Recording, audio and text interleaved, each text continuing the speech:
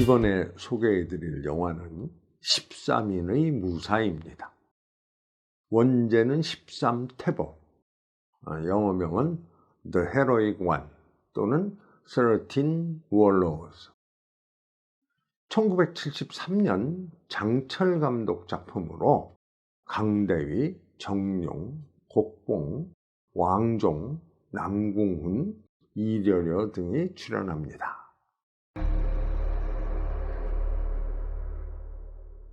당나라 말기 황소가 난을 일으켜 현재 서안이죠. 수도인 장안까지 함락이 되자 황제 희종은 사타국, 돌골족의 나라입니다. 사타국의 이극용을 진왕으로 봉해서 난을 평정하도록 합니다. 그에게는 자식과도 같은 용맹한 무사들이 13명이 있었으니 그들을 일러 13태보라 했습니다. 진왕이 13태보와 군사들을 이끌고 하중부 아관루에서 28진의 절도사들과 더불어 주연을 벌입니다. 호걸인 태보들은 중국식 술잔은 너무 작아서 술맛이 없다며 솥불을 파서 만들어 술을 다 마시기 전에는 내려놓을 수 없는 우각배를 사용하면서 술을 마시고 절도사들에게도 권하죠. 이러한 그들의 관습을 몇몇 절도사들은 마음에 들어하지 않습니다. 진왕은 술자리의 여웅이라며 11째인 사경사에게 창술 시범을 보이도록 합니다. 11째 사경사는 상대가 있어야 더욱 재미가 있습니다 하며 변양절도사 주대인을 지목합니다. 주대인은 무례하다고 하며 화를 내고 적군이 코앞에 쳐들어왔는데 무사들이 술타령만 한다고 비웃습니다. 그때 한 장수가 서영문에서 맹절애라는 실력의 장수가 아군들 여럿에게 부상을 입혔다고 보고를 합니다. 그러자 진왕은 그쯤이야 태보 중에 누구라도 처리할 수 있다고 큰 소리를 치죠. 변량절도사 주대인은 마침 술에 취해 잠들어서 있는 13째를 지목합니다. 그리고 적장을 잡아오면 자신의 옥대를 주겠다고 하자 13째는 나는 내 목을 걸겠소 라고 합니다. 진왕은 군문에서 농담은 없다며 이를 확인하죠. 13째 이존현은 오시가 되기 전까지 적장을 생포해 오겠다며 단신으로 성위에서 뛰어내려 맹절애와 가벼운 싸움을 벌이고 손쉽게 그를 제압해서 생포해 옵니다. 그리고 주대인에게 옥대를 달라고 하죠. 주대인은 황제가 주신 옥대를 줄 수 없다고 하나 13째는 강제로 빼앗습니다. 이로 인해 주대인은 13째와 진왕에게 원한을 품게 됩니다. 헌데 문제는 밖에만 있는 게 아니었습니다. 진왕이 11째 사경사와 13째 이존효를 편애하는데 불만을 가진 넷째 이존씨는 자신도 공을 세울 욕심에 무모한 계획을 냅니다. 자기가 단신으로 가서 황소를 잡아오겠다는 것이죠. 진왕은 성공 가능성은 적지만 적을 교란시키는 효과는 있을 것이라며 허락을 하며 9명의 태보들과 함께 출동하도록 합니다. 그런데 지휘권을 13째 이존효에게 줍니다. 9명의 태보들은 도읍인 장안으로 향합니다. 그러던 도중 주막에서 황소의 병사들을 만나 그들을 모두 무찌른 다음 병사들의 옷으로 갈아입고 사로잡은 적장을 길잡이로 삼아 성으로 들어가는데 성공합니다. 9명의 태보들은 황소가 머물고 있다는 오복루를 습격하지만 대규모의 병력에 밀려 결국 성을 빠져나올 수밖에 없습니다. 그들은 근처의 민가로 몸을 숨깁니다. 반군의 학정에 시달리던 민초, 녹취연은 태보들을 흔쾌히 숨겨줍니다. 그런데 그날 밤 넷째와 12째가 그녀를 농락하려 들다가 13째가 들켜 아주 혼이 나고 결국은 대열을 이탈해 버립니다. 나머지 7태보들은 녹취연의 계략에 따라 야채 장수로 변장하고 성문을 무사히 빠져나옵니다. 그들이 귀환하자 넷째와 12째도 이미 돌아와 있었습니다. 일의 전말을 보고받은 진왕은 대로하여 넷째와 12째를 참수하려고 합니다. 그런데 막내가 나서서 모든 것이 넷째 형이 계획이었던 만큼 그 공을 인정해달라고 간언하여 결국 곤장 30대의 가벼운 벌을 받는 것으로 마무리 짓습니다. 이로써 사태는 수습된 듯 보이지만 넷째와 12째의 막내에 대한 원한은 더욱 깊어집니다. 이튿날 태보들의 습격으로 신변의 위협을 느낀 황소가 장안에서 물러났다는 소식이 전해집니다. 진왕과 태보들은 군사를 이끌고 장안으로 진격을 합니다. 성을 함락시킨 후 막내 이조녀는 자신과 형제들에게 친절을 베풀었던 녹취연을 찾아가지만 그녀의 집은 잿더미가 되어 있었고 종적을 찾을 길이 없었습니다.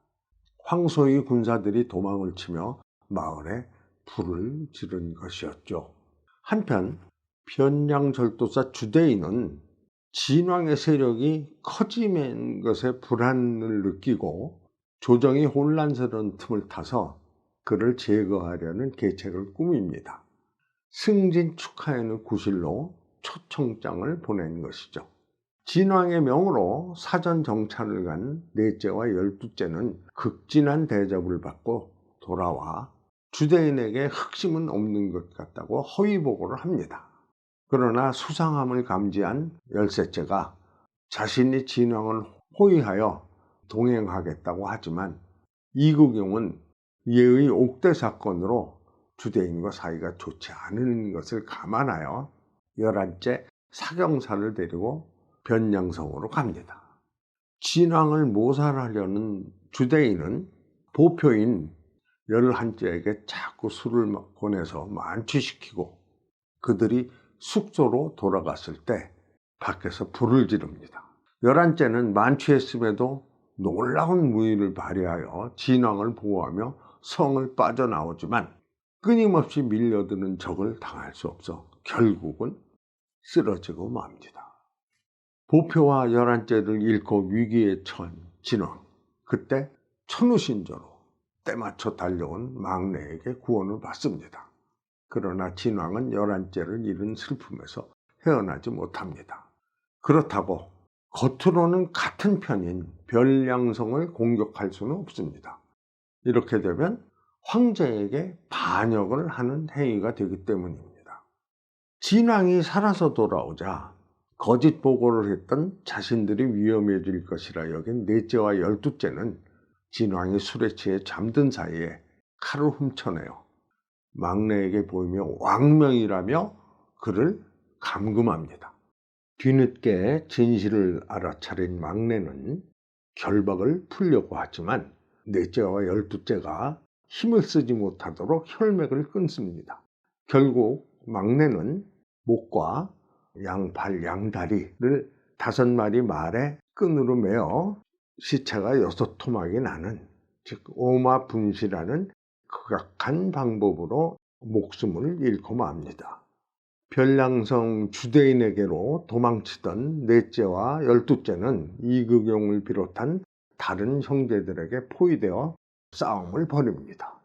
싸우다가 궁지에 몰린 넷째는 항복을 하겠으니 살려달라고 하고 형제들이 방심하는 틈을 타서 또 형제들을 해치고 도망치려다가 결국은 잡혀서 둘 다 목숨을 잃고 맙니다.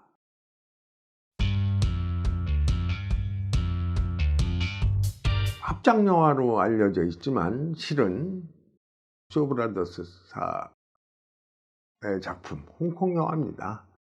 홍콩에서 활약하던 한국 배우 남궁훈이 등장하기 때문에 더빙만 우리말로 바꿔 수입 허가를 받은 것 같습니다. 그런데 극 중에서 남궁우는 참 더할 나위 없이 그 치사한 역할로 등장합니다. 아마도 그 연기를 잘해서 그런 역할을 맡은 것 같습니다. 막내 강대희가 생포하는 적장 맹절에는 중국의 그 헤라클레스로 보이는 배우 양사입니다.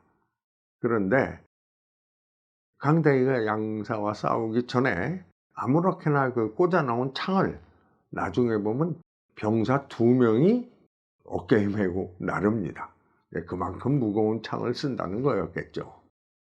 태벌한 시대에 따라 조금씩 차이는 있지만 대개 그 군주의 수호자이며 관리의 보조역입니다. 그래서 태보, 태부, 태사를 삼공이라 불렀죠. 그 중에서 이제 태보는 특히 측근이자 양자와도 같은 존재였다고 합니다. 극 중에서도 태보들은 양자이기 때문에 대부분 성이 이씨입니다. 물론 이구경, 지광도 황제로부터 성을 하사받았겠죠. 극 중에서 맏형인 김한은 이사원, 남궁우는 이존신, 막내 강대희는 이존효입니다. 이름자처럼 강대희는 효도를 하지만 남궁우는 믿을 신자가 있음에도 불구하고 신의를 저버리죠. 11째인 정룡은 극중 이름이 사경사이고 12째인 이제 왕종은 강군립으로 이시성이 아닙니다. 그래서 공을 세우거나 하면 이시성을 내려주는데 11째인 사경사가 왕의 보표가 될 정도로 무공도 뛰어나고 공도 많이 세웠을 텐데 이시성을 받지 못한 것은 조금 의문스럽긴 합니다.